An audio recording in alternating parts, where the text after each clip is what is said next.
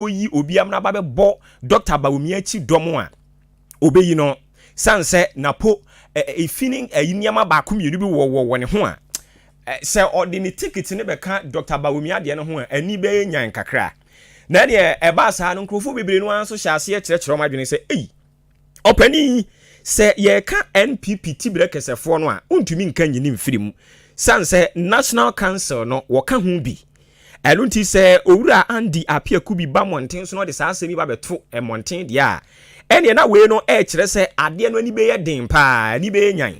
na saa nsem no guso a ekoso na emrase bedwa fie wo mo dom dodo no ba no dani owura afenyo marking wono so de na no betu mu bia wo kire se wo wosre MPP4 ni titiri ne emrase bedwafo no adwobre o na Dr. Bawumia nipa wabo ni din so omra meka ne ho no on sori prekope ena oba be bo Dr. Matthew Puku Pempedin so omra meka ne ho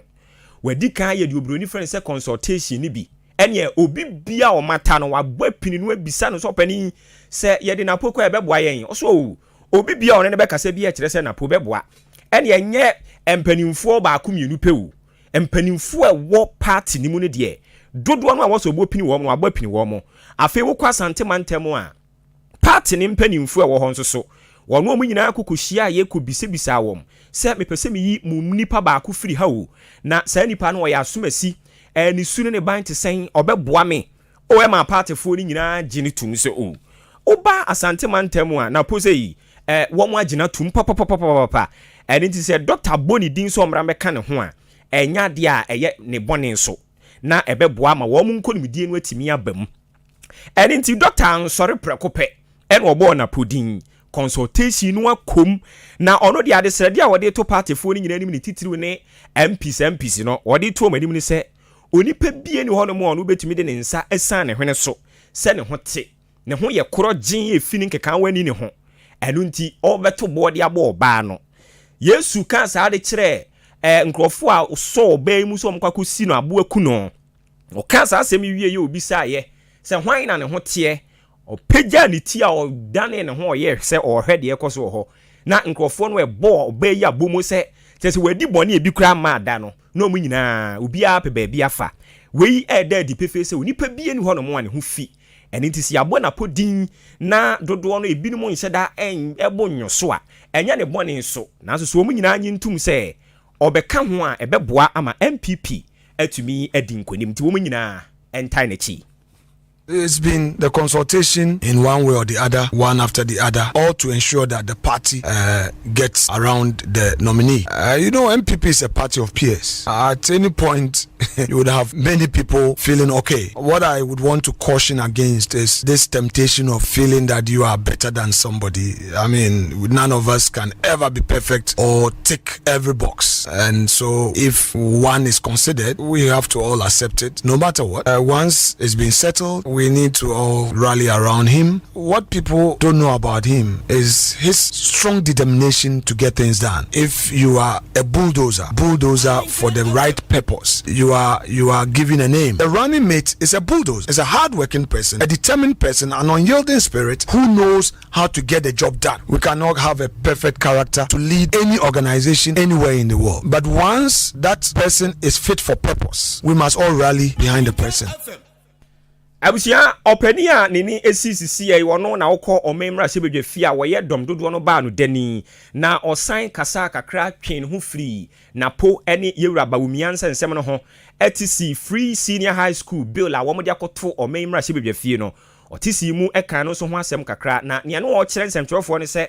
saa bill yi free bra wo mo ye sɛ wo mo de kɔ parliament ene ne ɛhɔ a ɛna NDC fo wo mo abufu pompo paye ene enwenwenwenwenwe kan ho nsem we ho a ene ne free senior school yi wo mo beye ho bill aye de ade na nkasa kra aye de o mo keka ho nsem bebre no opani kire se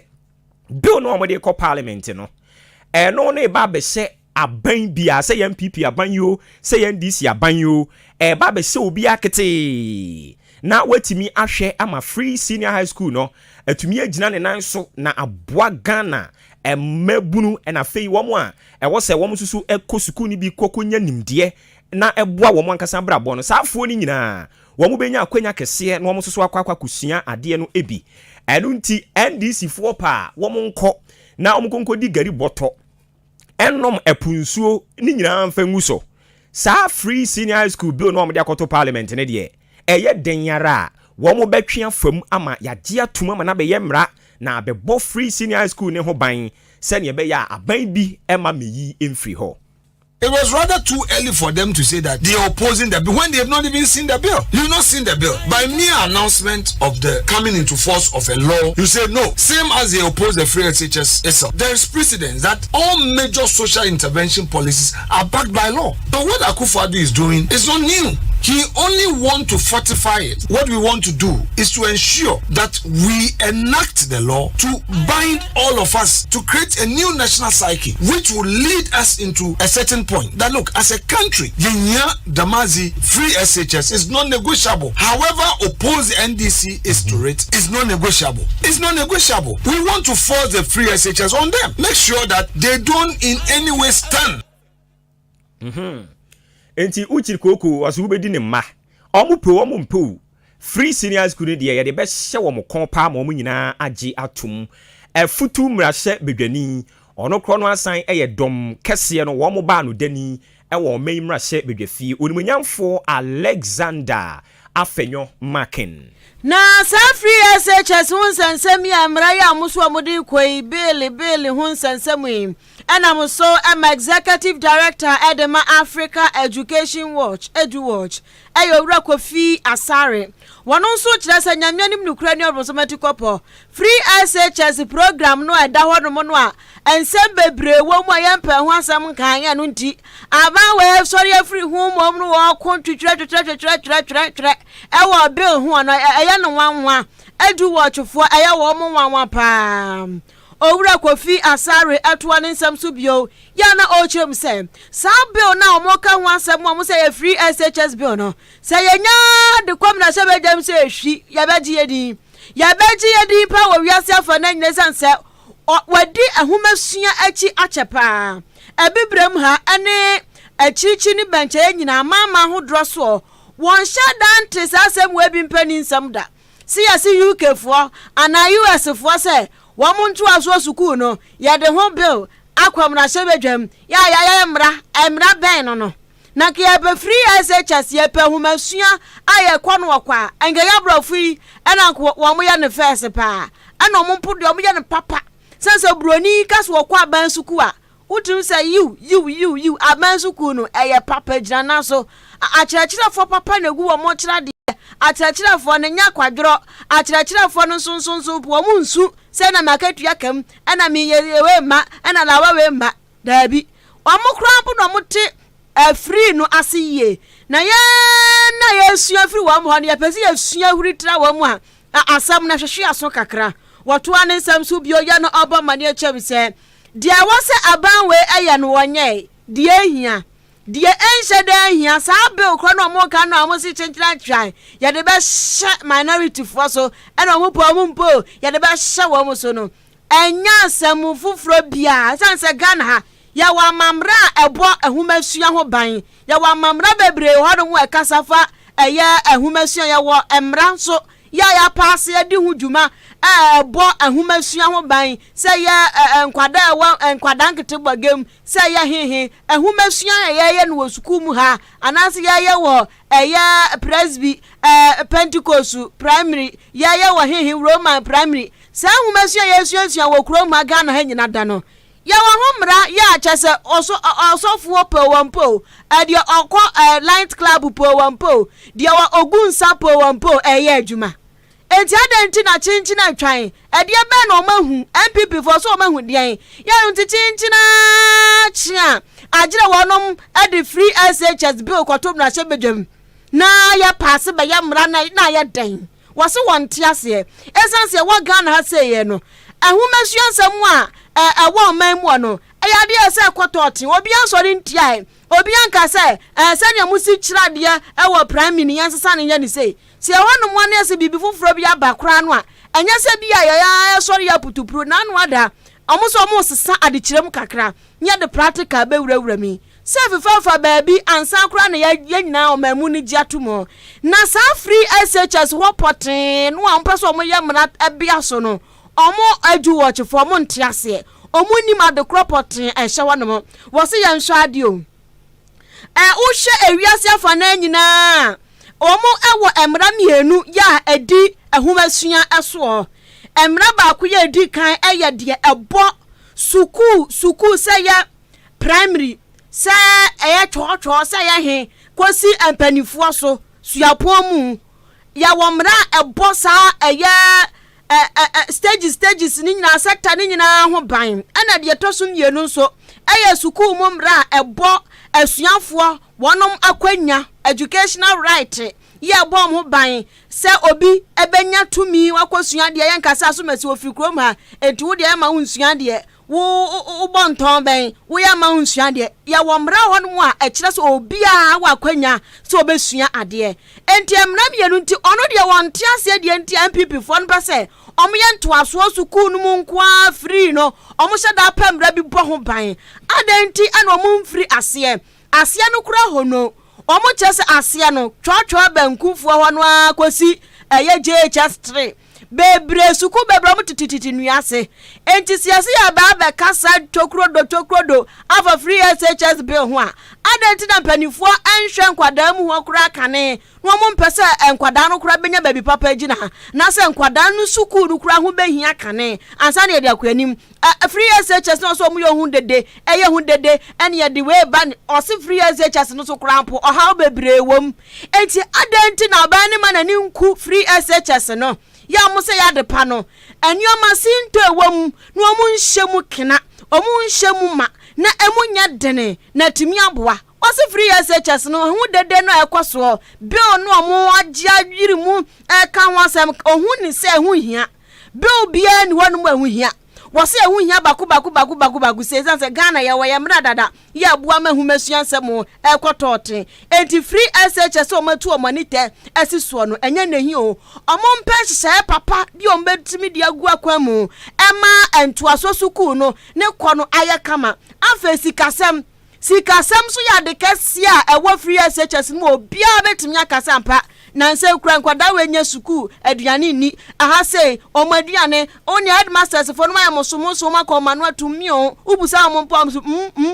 omadani mum okwa kan ye beyi wadi enu na hia enya bill enya emra no de omo de betato ni yase yenya ni ya yenya ni ye. I have said that it is very, very new and alien to my understanding of how education systems work in Africa and South America, that you find a country that has an education law, which is a broad one, and then has a secondary education law. No country has that. If you go everywhere in the world, you will find two models. Model one is an education law governing the entire education sector, like South Africa. And then the second model is an education law, which is a foundational law for all educational rights. And then you have one specific one for basic education, which is the fundamental right. And that is what you have in Kenya, you have in Nigeria, and then other countries, Zambia. So we will be the first country in the world where we have a general education law, it's a British education law, and we have no law for basic education, we have no policy for basic education, but we have a law for secondary education and a policy for secondary education. I'll be surprised if it goes this way. My recommendation is that the best way to ensure that the proper institutional arrangement, regulatory arrangement, funding arrangement, all the operational frameworks required to sustain the free senior high school is to develop a legislative instrument for the pre-tertiary education law, which President Akufo-Addo passed in 2020. Ani awutie ye Ghana de Shemamba wano ene executive director de ma Africa Education Watch Owura Kofi Asare. Abusia hye no so fuma yen say ya wia pramto breakfast ye bwana na ugusu awutie wa Ahenkan 93.3 FM eso ye bekọ yen anim na ye de nsem ni bia ka ho ama ne asan so aka wo se wadwenkyere no betumi dia ba 0533898915 0533898915 fafa fabra na fe yankenkan kama emfa emmawo ye betwa so ne akwen anim na emra hye bedwafie biom na yasan de wo ekro na we die Tamale Central mrase bedwani eye onimunyamfo Ibrahim Muntala Muhammad ela ye de akọ omei mrase bedwafie a osoafo na hwe adwadie ni fidi nyuma nsem so onimunyamfo KT Hammond ebe ka kire nsentrofo so on de ode kọ aden a o ye senko ne cement manufacturers ni hia na nka saa emra no a wo de kɔ na saa emra no na eba be kire ebo a wo de to eye cement a wo ye no so no okotena ho kotena ya eyo hwebu adan ya wo ye cement ni kire se meeting ni nsem kyerofo be mu bi pa de a ene o se wo ma adan wo ma kire mu nsem mu so mpani se wutiri mu fitanti am wanku die bempa na mu hunu nsem kyerofo a musuro a edu nti mu mpese mo beba na aba beka ho asem onimonyafo keti hamon ye ya wo mo amma ento no de o de airline akoto o memra se bedwafie na edika koye ema domkuma no emu mpanimfu bi sore ye kasa de tia se da bi emra no opani de abeto mra se bedwafie no ne fa ba bi wo ho no mo a ne pa chia wo so mo twisi su yie na wo mo kirikiri mu mo te wo ho ase ansa na wo mo begye atum se yemfa nto mra se bedwafie ho a na wode ato ode obroni friend se so mo le no ansa na no edikan akoso enti na ne wo mo ye ne sa pepepe san ebo ne bongarate de ma aso ya wo mo hwe dwadie ne fidi nwuma nsam so ma wo nyamfo KT Hammond wone ne dom kokotena ase esan kokope capitation grant pen bi ene wo mo sinsan ne wo so mo sinsan se wo mo sinsan ye ne wo so mo common center so page free so o man ne sa kama ene so ma san de akobiem wo mo de koye no na afedi dom kuma no so agye atum se ye se yagitum se yentena se na yenhwe mu ntase ne bese paniko na haban mu a sisi ade ne kwan so ano no because fa baabie no akane no na achiachia no ye kan ye opani na tia o makwakwa ni ye di aba etira ne minority chief whip odumnyafo Kwame Govins Agboja ene ne wogina minority no anamu a wagitum so wafedie wo mo ma airline green light se wonko cement prices no wo mo hwe na omuntumi nya hu bibi na eno na no opani kirechire mu owura Kwame Govins Agboja no kirechire mu die ntia minority no gitu mu se we die omunsan famra na wo mo anyintum no mo nhyase ni hu nkomo efa baabi ana enye kane no a omuhuniye omutwe na dwensi so ne se kane no na emra no kire se omo ye cement no aban na ebe kire wo mo bo a wo mo nton no tebia se pen ye kura mi ya me ye me pen no mintimi mfa bo nto so se bia me ton no taku anasempoa me ye wi a aban na ebe kire me so pen dia me hwendi a osefata se ye beton no 2 cedis ana se 3 cedis eno na minority no twimpanifo adwensi so kire se na me kwakoye made no na wa otu ba bi na ebe kire me se de me nton ne de ene eba saa me gitu mu enye yie ene nti monko na monko ye hu bibi omo ye ne saa omakosiesie sesi ya ne de emra no ne fa bi nia kire ne se nia ono no ye cement ni wi a na bi opeso wode gi taku a ewo so obo aban amane se aban cement na me ye no ka me bo wo hu nie me wie ye no taku ena me pese me de gi se me de gi taku a me mfa so ewo so eye bi asempo a enti sa nkyerɛkyerɛ mu ni nyina ne sa nsise ni nyina koso enu nti ena ama minority no agye atum sa afedie obetumi de saa emra no ato omemra hye bedwafie nanso so asemi anye minority no wo mu nipa ba ko de onimnyamfo Ibrahim Muntala Muhammad he's not happy too much ene ebo pini ni ebisa so pani ade na asa de wadwa ohwene home sai eno to so ne nua no mu NDC for ne to de bia ya no mo nsem bi wo ho no mo ya on said and mo enya adwen saa no no de se minority chief whip onimonyamfo Kwame Govins Agboja akyerɛkyerɛ mu die nti a wo mo NDC for na fedi wo so wo tie airline no achi a ono de wate edenya ode emra no wode beba wode beto on so a ano baba ye dwumadie bekoso eduru ho no mo ono de wo ka kyerɛ ne mpanimfo se obesore na baabi a wo so wo san twetwe mpanimfo adwene si so keka na adwen kyerɛ mpanimfo no obe ne saa pepepe o sei NPP for any aban ye tiso yi wo mo pese wo mo shed wo mo boa pa na wo makofa emre dia ba o mo atete mra no achi adwuma e wo so wo mo ye eboa ma wo mo a eye cement manufacturers yi adwuma wo mo ye ne betumi aye mra ma wo mo na wo mo so etimi atete ne bo so no wo mo nye e wo so wo mo timi hwe na etuo bi a wo mo tia enema wo mo de ye cement na nkasa kra dodo no a ye mfa ne Ghana ha wo mo kofa fira ma no ne no mo de aba na wo kwa kofa de fira ma no ne de aba wantimi anya hu bibi amfa ama no a won so se oba na wabekire ne se de won fa ne niam amfa nye de a ene na we no omu etwa fufuo de afom atikwa be show manum a omu gitumu a enye yi eni nti se womu de bamra hye bedwafi a wono de obekyerɛkyerɛ na adwene wo ho pa na wakyerɛ mpanimfo se yagitumu a enye yi.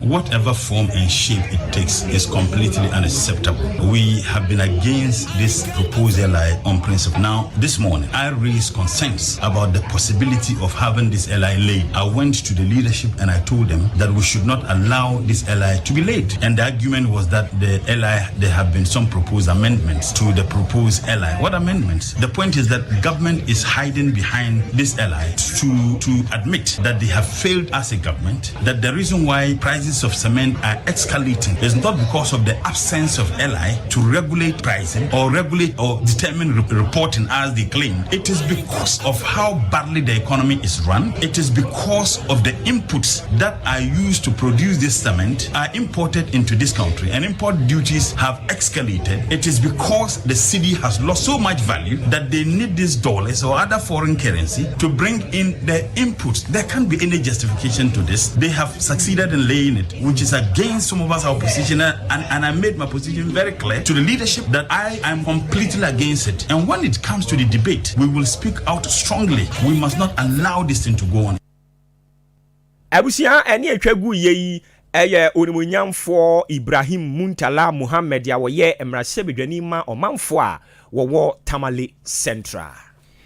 And you now watch wadwen 0533898915. Democracy ne wo mo YouTube ade kokko bia de ko na ko subscribe na ja dwumadi ahodura ye di wo fidua mu hanyina embo won kaye na ye ka say Civil and Local Government Staff Association of Ghana close agfo wo wutititi fie tede obekwa assemblies bi mu ono wo mu ya local government staff for no bebre no a ankwa adwuma a chese akwa da ne ahometo sempa na ni nyina da ne se wo mu kira ani o ma akwaso ewo wonum akache na se wambo wa obi hunu adekura tete wo obi hu kura se bia ohia nsuo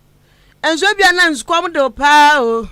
na ja to no am na se ebo kapem se pemfo me na se eti gbawa kuhu no bi bewusa na mema nsuo aha ti se de de wokra no agbowa no kake unya code ba agbowa no obi be ma nsuo no anu nti akasai omu kaso mutiri ho a kire wiase nyina ga na hatitiru mpanifu ati ade so se Civil and Local Government Staff Association of Ghana close akufo brepa said ye benti ne atisika so na kwom de wo mo awa abro mo nso bu adwuma de omunim die aboa ma enkuro nketua mpuntuo mu ewie mu die said ye benti ane ye nya mo fine enipa de oye adwuma no en fine wo ye no fine a wanya hoɔden sɛ ya wo bu adwuma dika anu nti ye ka sɛ ahoɔden ayɛ gogoro kyɛ omunam mo emram esane fameko ya na Executive Secretary Churchofo Penny de Maclosak owura Isaac Ado en wonen sam trofo kasad wo kire mu se we dia wo ka alaki ayi a kire the members nyina omanga na ntwo ni zigizagam wo ka close agfo ho no enkwa adwuma fitina de kro until further notice se wono manhwe na wono akekom sias ansiso amuna amadim antra ba we na mo sresere good to see you dear and no to wa na dia from ase akotom alunti omkeka omusinsi so no ntena fie na aba no hwa ade a wapini ho owura Isaac Ado ene nsem a wo kire mu nyada no se anwoma bi wo ho ya wo sa aba no hwa no wo yede ma wo mu no mo de omo ne Fair Wages and Salaries Commission ena anya esanse wo mo no ena se kwamo ne asoaja wo mo hwe sika samso ne baby krom bedom sika free baby o amakatua free baby a ese kwamo ne o mo tena se na wo mo sika wo mo salary wo makatua de ma wo mu no yakase ye betum a wo de o mo sa ashanti ase apamase se ye betum enti adenti na bre na so na MOU ya sign ye na stress chese sik kwan pim po peswa mpo meka wa makatua ho nti asem na mu aya sese suko edwamu a entosu boyatum anwa boyatum emo momone kako amane bibia nwan ma yantumu edan boyatum yato bibia mu enamodem boatu an se yatum water yatum omani ma de nti sa kwawie brewe so abani se wo monya dia ansan wo omatibi akro mu fie awia ba betena adwuma aya adwuma anu nti omasam nyina ye tie sabana nhwe wankeka ne omansi ani na wo mo amonte ase apamam de mo sa hye ase no wo amfa nya adwuma na wo mo akatua no ya ntuma ma wo mu a ena na twa feche wala talata point.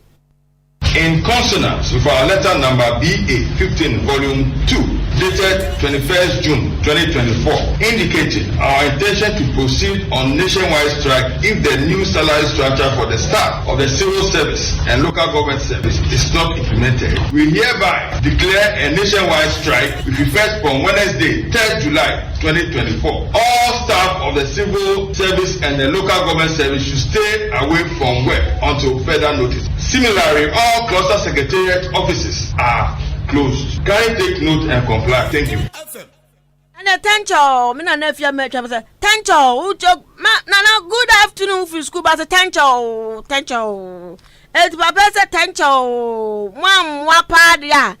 Ane na munsu banyo mapedia mamo munsu nya adwuma. Nipa wuti ni kan wano na ya executive secretary church for penny Edema Civil and Local Government Staff Association of Ghana Ora Isaac Ado.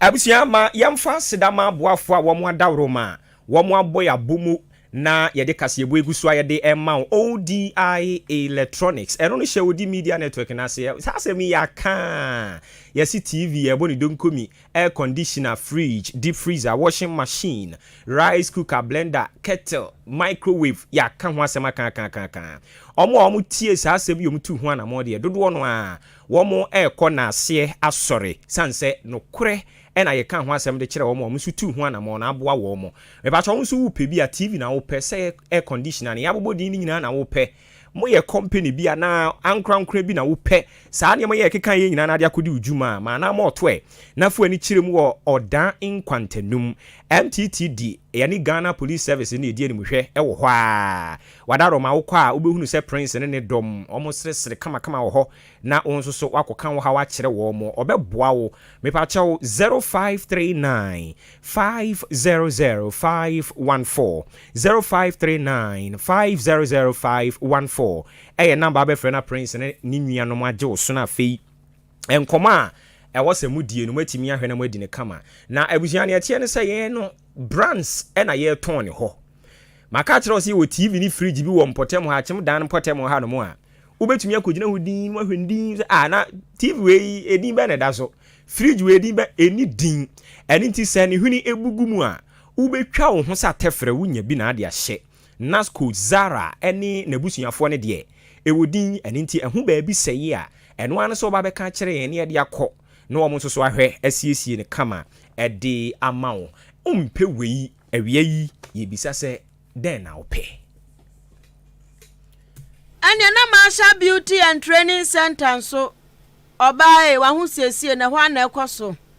manicure pedicure wo mo be ye de amawo ema wa hu say yes enioma ededededem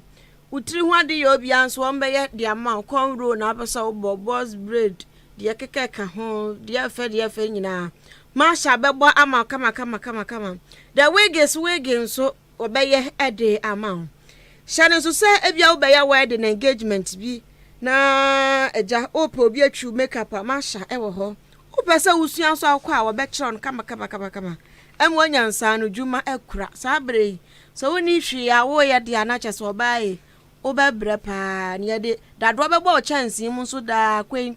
de bia ni ye gbom ni ye gbom chance dem mama me sra pa cho oba fa wonsa ye adwuma Masha so wonye ohwe ntibra na besua adwuma yi kwada titru wo mu a wo ma wi asasa wono anim so e bia mentoa so ohu unim saa ene number kire ba kwa madam Masha wono nchiro nsa no dwuma free onye ohwe na chira kwan e wachem oda community nursing training school kwan so bibia ni afre 0208 309 581 0208 309 581 and 0244 171 667 0244 171 667 Ahenkan FM yo YouTube ya wo Facebook ti anu search yen wo ho Ahenkan 93.3 FM okwa modern Ghana so ya wo so okwa zenofm.com ya wo so my tune in ya da so ubetimi atie yen e wo ho a radio nka ho betie kama e wo ho no mo ti anu ahye no so website no so ya akoso na kenkan ensem papa ya kruche di agu ho no mo ahenkanfmonline.net ya da ho no mo enti ko na kenkan ya de nyoma gu ho pa ensem ma o ma mu ensem gu ho ko kenkan bi o pese wo ba wa de ton de hu dawura na maba ya kache e wa chema bo abo ha bibi ni na de wo nto ho ase na o pese ofra no afre 0244 878763 0244 878763 Abusiafo ya betwa so na fe ensem no so ya dibia ka ho ama awia premtobre kase ebo no na ugusu awutie e wo Ahenkan 93.3 FM eso na ye ba apue mantem ye yankase yempotem ha no mo achim so aduru abato mpesua so na ye kwa kogina na aban krachi a wo ho no mo eye onimunyamfo asaredanso one ne manfo a wo mo eti apoli awisa ene ne mpotem ho no mo na ene omunyina adwen akọbenkromi ene sen na nsem ho no baabi na ene nam social media ne so ene wosan akora kọ suaduro apoli ene mpotem ho no a na ehunhunhu adan ye omo kire so kwan no a wo mo ye ede free apoli akọ beposo no sa kwan no contractor oba kwan no so no wasesa ne nade ni mfidie ne pen ne paper bibia wode ba yeso wode ba be adwuma no wasesa na de nyina tinkon wo kwahia odinti ato ne kon ho okọ na eni ade asem ni ebia mpanimfo ne beka ho asem ama na asan aba ye hwanimu a eyo hwebu ada afro mo san wo ho no mo san huru se contractor foforo bi asan aba ono nso tinkon a wono nso so aba ye fra wo san ya abondin kama ya boye nsem ama no shira mo ba ya mo nso ama ne so mo sa kwan kuro ya ye de ama yense ye meye eni nkrofo wo mpotem wo san abo mo nsem pa ama mpanimfo so mo ya de ono nso so wo de no agya wa adwo awurade boa me ye ne nkakra sa ya ntu bibi soro anso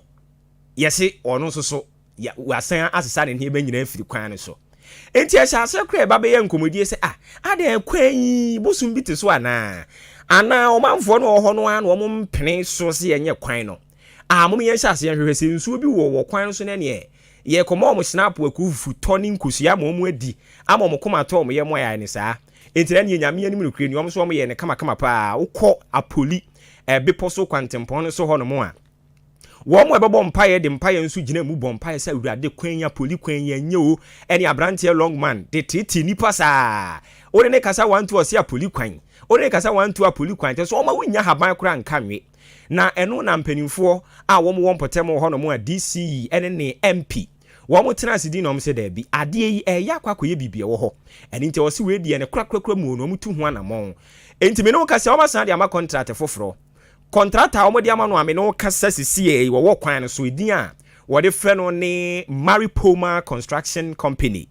Can you imagine wo mo na wo kwan no so a kire sɛ wo mo hwɛ nim so mbeyi kwan no kama edi ama wo mo na eno na esan eba beda montin so ne radio adan so Maripoma no oba no nso yenim so obi abonimu tem dia as wo twitwitwini mu saa asa kwan no obeye aswanye etire ne adane nkomodie na eno ena DC a wo mpotem ho no mo nsɛmtwerɛfo bo pini no ena ye bisa wo nyamfo asaidan so sɛ opani yesi a Maripoma ena waba wono so yeso wo twitwini mu ekwan yi wo ye sure pa so obetumi aye DC so obeye Maripoma untie ni din wo be ye kwan ne simple kra eni nto mo edede na mo radio so na ene kwan ne ye jai ya poli be poso kwan ye be gina so ato abede ye tia ne sansem no wo so mo nyina nka mo koma nto mo yem na sisi ya maripo ma so mi de e kwan no dan se bo kra no ada toi wo mo be ya mo manfo no no kwase mini so we catch us kwan no e gato ho because it is a mischief of so kwan we dey because say mbe ho a na e boa abre ho ye pa then so I can tell you say for now when yakopon MP kwan ato ama is quite recently in your contract akoba so good na so a be adwuma na ye prince na kwanu kakra ntibia no na nya ne price kakra ne ba say o say e bi o gato but MP modern to ho na modern den to ko anche kwan ne nya contract abofra me no ka say ofele kwan I know say assurance of that man say by October November na first between there na o de consumer because we need be on to nye nyina because it's about 27 kilometers long na 27 kilometers long there ya dey with me nyina but at least you are sure that say at least halfway there 12 to about 13-14 kilometers there which mean aye abusia eni atwagu ye onimonyamfo asardanso no ne aban krachi a wo Bremu South District na ono anu si ye ne ebopini omanfo a omotem potem ho no mo ene ye kobi so am se DC de ono no wo ye manyoni ti wan hwe ye duru ba bi a ne nkasa ye no obi ono no ne ni afa ba ko no ebeka so we de ode yamanyosem na monzo so de empanin se de okwa 10 ne oba 10 de ogina ho na ma tentro do omanfo a monso mo apoli beposo kwantempon yi so ekwan no ye ya na se ye nyeye omo chirechirim so okwan no de omo ye na mmom wo mo ewo enkra bi omo to de ama NPP aban yewura side nso ene ne MP omo ka kire wom we ne contractor woto so me yensa na we no awaba a wahya ase a wo ye adwuma no so onu nso jai kode a ene December 7th wo mo di abufuo kom ne anibre befu abetia MPP aban no ewo sa kwan no ho kwan ne de na mo nyeye nti no metumi aka say last week ya na almost started so more fele kwan no but we so ye tia nim se futuro ne ade boy pan ye bre nti say kwan no so ma anya dia na ye so ye nto aba no share me tin say na wo connect be nsem obi nsem nta ko na fim na me new contractor nti on the oguso ye adwuma film kam ye nche mu ye nche second one come the oguso ni adwuma ko so say ye show mo be ju so idi eni se ndia ba ho miss on ba be ye amaye omu guso asase fiti apoli wona de ba aka cho mo ne say omo ye ansa na my idea no vote contractor odi kan buy first no want my am ba we am na my contractor from so on the go so here o ye adwuma ba adwuma no o ye de about anwia na o de fele kwana man no e high kakra ye say onya aboye de fra man ise sensu egugu kwan so a amoto so here e bo ho no enye easy nti no ye be se o mfa aboye de enfla anwia no enye kwan man enti abusia ene etwagu ye wo manfo bi a wo mote apoli beposo so aduro kwantempon so ho no ene se wo mo ne ahenkan sem kyerofo kasa ya wo ma kyerɛkyerɛ mu dia kyerɛ se no korɛ wo mo ye na mum se omu gyae dia wo mo so ebeto aba na tia wo